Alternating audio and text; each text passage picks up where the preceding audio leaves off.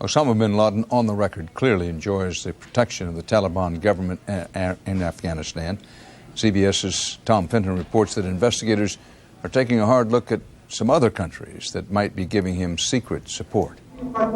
Osama bin Laden may be the name on everyone's lips tonight, but in the rush to blame him, the possibility that he had state backing cannot be dismissed. We know that Saddam Hussein sees the United States as the great Satan. The Ayatollahs in Iran see the United States as the great Satan. So therefore you're looking at people who believe that killing Americans, killing infidels, in fact, is something beneficial. America's longtime enemies must now be wondering where the U.S. military's hammer blow will fall. International affairs analyst Martin McCauley points out that the only one who has not sent condolences to America is Iraq. Saddam Hussein may be the mastermind. But there's a difference between being the mastermind and committing suicide. Saddam Hussein may make colossal strategic misjudgments, as he did over the invasion of Kuwait, but he is a supreme tactician, and I can't imagine that he would engage in this sort of activity.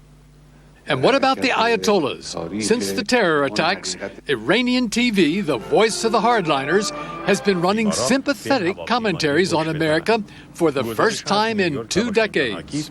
Nobody in Iran, even amongst the conservatives, would consider that their interests would be best served by confronting the United States in this way.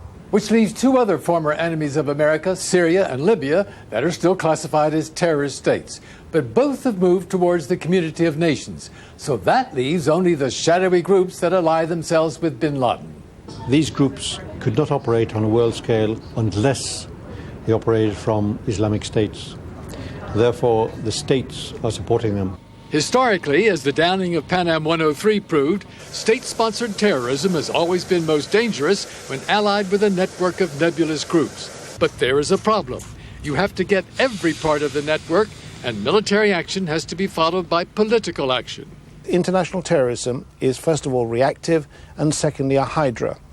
If you cut off its head and you don't change the conditions in which it grew, it will simply grow again. Changing the conditions which foster terrorism means understanding. It may be some time before anyone feels like understanding the people who did this. Tom Fenton, CBS News, London.